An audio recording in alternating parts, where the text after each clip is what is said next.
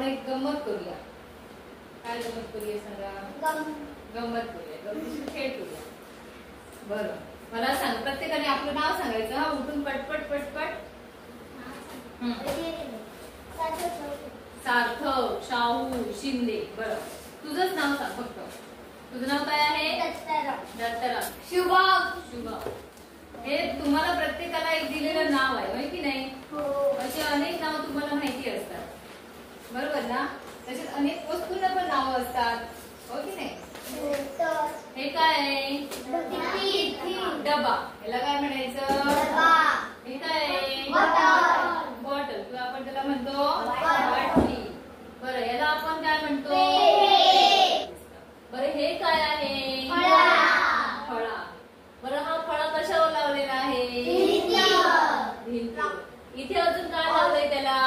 खिळा लावलेला आहे, बरोबर ना? निरनिराळ्या वस्तू, पदार्थ, व्यक्ती, निरनिराळ्या वस्तू. आता ही वस्तू आहे, ही वस्तू आहे, ही वस्तू आहे, बरोबर ना? आता ह्या बॉटल मध्ये, ह्या बाटलीत आपण काय ठेवतो रे? पाणी हा पदार्थ आहे की नाही? डब्याला आपण काय, डब्यामध्ये काय काय आणतो? जेवण, म्हणजे चपाती, भात, भाजी, आमटी, हे पदार्थ. त्याला पण नाव दिले ना आपण. ह्या सगळ्या नावांना म्हणजे व्यक्तीचं असू दे, वस्तूचं असू दे, प्राण्यांची असू दे, व्यक्तींची असू दे, ह्या सगळ्या पदार्थांची असू दे, पुन्हा जाऊन पुढे ठिकाणांची नावं असतात. ह्या सगळ्यांना आपण एकत्रितपणे काय म्हणायचं? नाम असे काय म्हणायचं त्याला आपण? आज आपण कोणता घटक शिकतोय? मराठी व्याकरणामधला घटक आपण आता शिकणार आहोत. लिहून घ्या बघ. नाव म्हणजेच काय असतं? ते एखाद्या व्यक्तीला दिलेलं काय असतं? नाव असतं.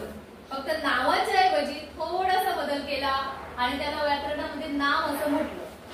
तुम्हाला आता समजलं, होय की नाही? तुमचं नाव म्हणजेच नाम आहे, बरोबर की नाही? लिहून घ्या बरं. का आता मला वर्गातील वस्तूंची नावं सांगा बरं पटपट. एकच मिनिट. तक्ता. पुढे ह्या वस्तूंमध्ये माझा तुमच्या दप्तरातल्या वस्तू वेगळ्या आहेत, वर्गातल्या वस्तू वेगळ्या आहेत, त्या पेटीतल्या वस्तू वेगळ्या आहेत, बरोबर की नाही? आता शरीराचे अवयवांना पण नावं आहेत की नाही आपल्या? आहेत ना?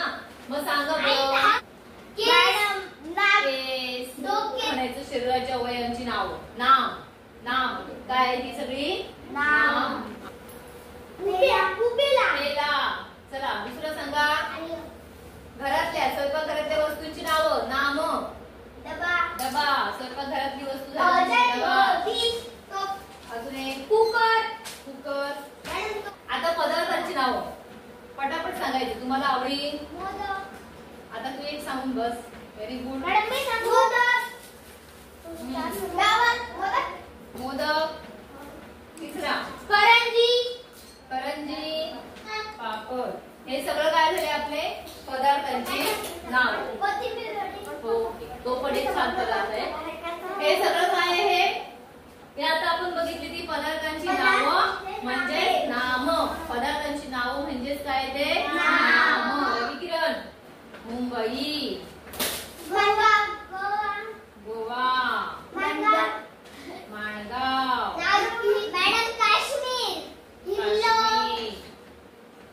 ठिकाणांची नाव. मग ह्याच्यामध्ये अजून पण काय काय येऊ शकतात बघा. अजून ठिकाणे येऊ शकतात की नाही यामध्ये?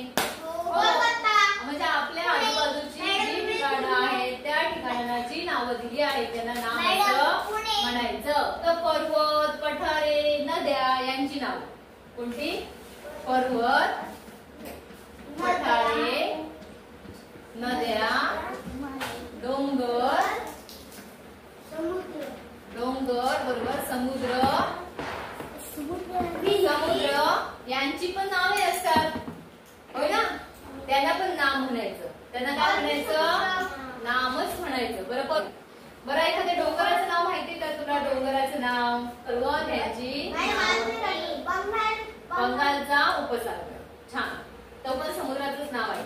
मग हे कशाची नावं सांगितली आपण? पर्वत, पठारे, मैदाने, डोंगर, ह्याला पण नामच म्हणायचं. काय म्हणायचं? नाम. आता तुमचे नाते संबंध असतात बघा काही. काय असतात? नाते संबंध. नाते संबंध सांगा बरं. नाते संबंध आई, हो की नाही? आता तुम्हाला कळतील. दुसरं कोणाचं? बाबा, आर्या sit down. ताई,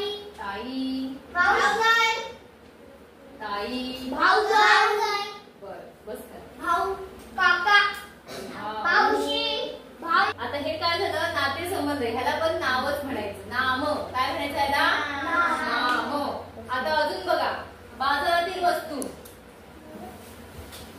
आता आपण कशाची नाव बघतोय?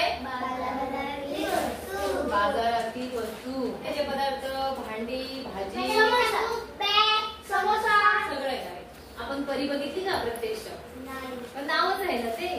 यक्ष, यम बघितलं का? पण यमाला, यमराजाला नाही बघितले आपण.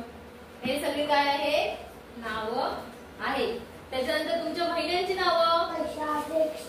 आषाढ, श्रावण, भाद्रपद, अश्विन, कार्तिक, मार्गशीर्ष, पौष, माघ, फाल्गुन. Very good. टाळ्या वाजवा त्याच्यासाठी. ता जोडून तयार होणारी नाव. स्वच्छ असा एक शब्द येतो की नाही?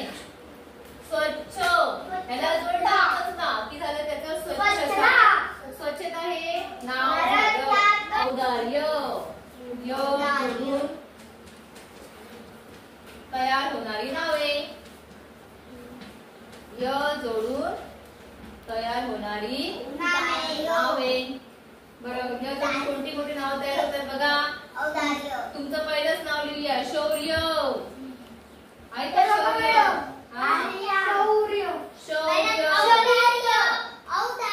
औदार्य. बरोबर. छान ध्रुवा. अशा प्रकारे आपण य जोडून पण जे शब्द येतात त्यांना पण काय म्हणायचं? नाम. काय म्हणायचं आपण त्याला? नाम. आणि शत्रुत्व होतं की नाही? शत्रुत्व. त्याला जोडला बघा तू सगळीकडे शेवटी. अशा शब्दांना सुद्धा आपण नाम म्हणायचं. काय काय बघितलं? वर्गातील वस्तूंची नावं, दप्तरातील तुमच्या वस्तूंची नावं, शरीराचे आपले अवयव, स्वयंपाकघरातील वस्तूंची नावं, खाण्याचे पदार्थ, बाजारातील वस्तू, नद्या, पर्वत, डोंगर, समुद्र, जे काही भूरूप आहेत त्यांची नावं, व्यक्तींची नावं, वस्तूंची नावं, नाते संबंध, हो की नाही? आणि त्याच्यानंतर आपण बघितलं ऐतिहासिक लोकांची पण नाव. द्रौपदी, अभिमन्यू सारखी नावं, अर्जुन, हो की नाही? त्याच्यानंतर काल्पनिक नावं पण होती, महिन्यांची नावं पण होती, वारांची नावं पण होती त्याच्यामध्ये.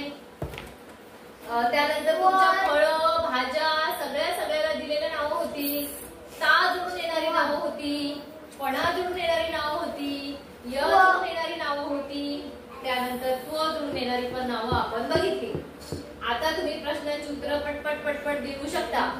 पहिला मी प्रश्न विचारते. कट पाडूया. ओके.